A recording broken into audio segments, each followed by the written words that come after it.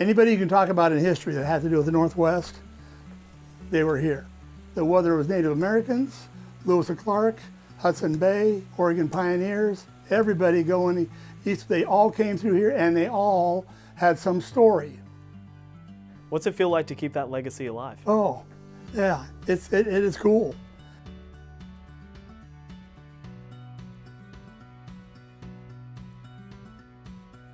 Lewis and Clark famously came right through this area, is that right? Yep, yep.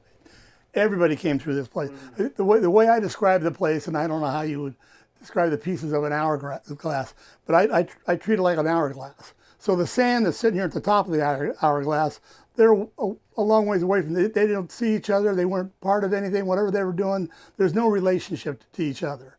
But eventually they come down here right to that neck, and everything's got to go through there. They all know each other. All did the same thing going through there.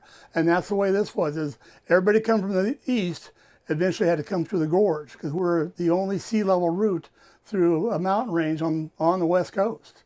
So everything came through here, and then once it got through, it fanned up and down the coast, everything from the coast. So this is the only place that, whether it was Native Americans, Lewis and Clark, Hudson Bay, Oregon pioneers, everybody going east, they all came through here and they all had some story. And they could all relate to the story of trying to get around Celilo or trying to get through the Cascade Rapids. So we're that little thing where all the stories come together. In natural history, this is a very significant area, really, because you have the entire gorge here. Just it's like a natural highway. Because right now we're at the crest of the Cascade Mountain Range that runs 3,000 to 4,000 feet. So we're right at the top, right at the peak of it, right here. But right now you're about 70, 80 feet above sea level.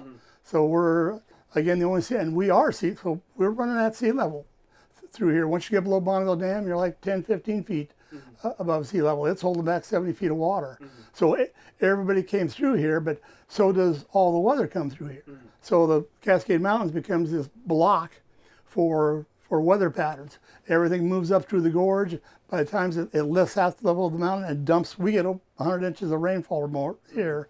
You get to Hood River 20 miles east of here, and you're only looking maybe 30 inches or so. Wow, it's that significant. Wow. Oh, and then you get to the Dalles, you're almost in desert by the Dalles, and it doesn't take long to get past the Dalles before it's real dry.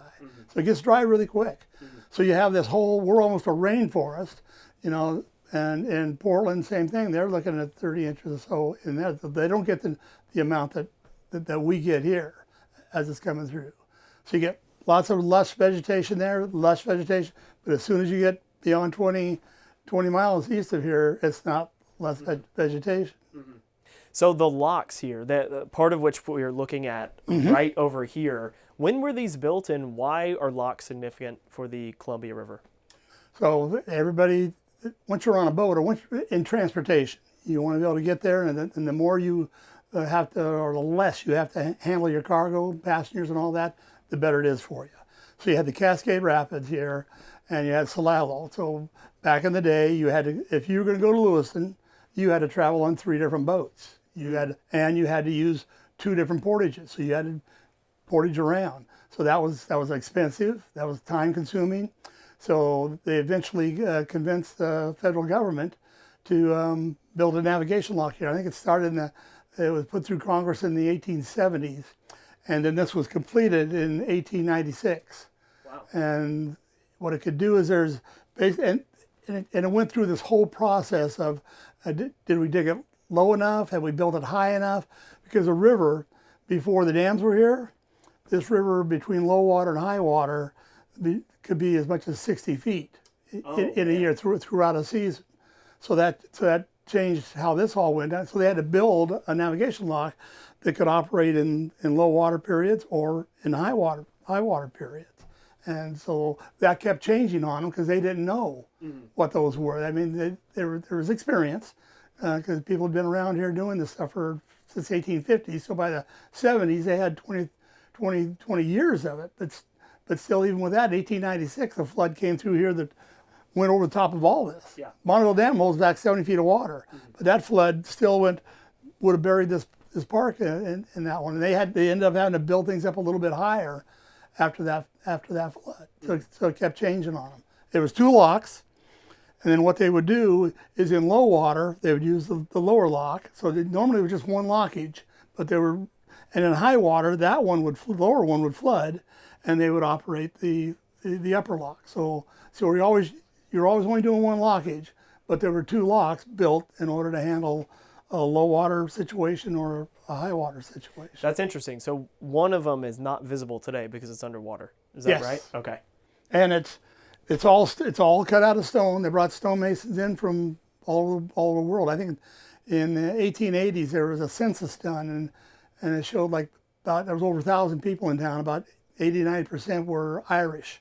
So the place was full of Irish, but it was full of people from all over, stonemasons. And what they did is they broke boulders.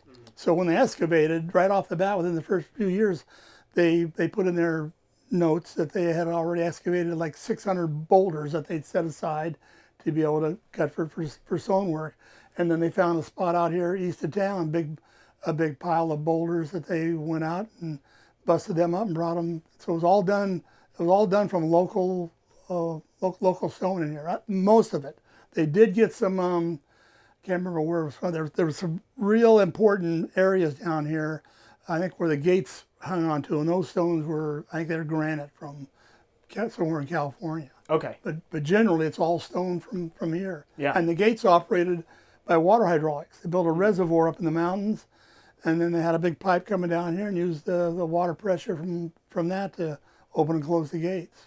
And that was all in the late 1890s. 1896 is when it opened up. Wow. It wasn't finished until 1916, something like that. But it opened up in 1896. Yeah. Fascinating technology. All made from basalt stone from this area. Oh yeah.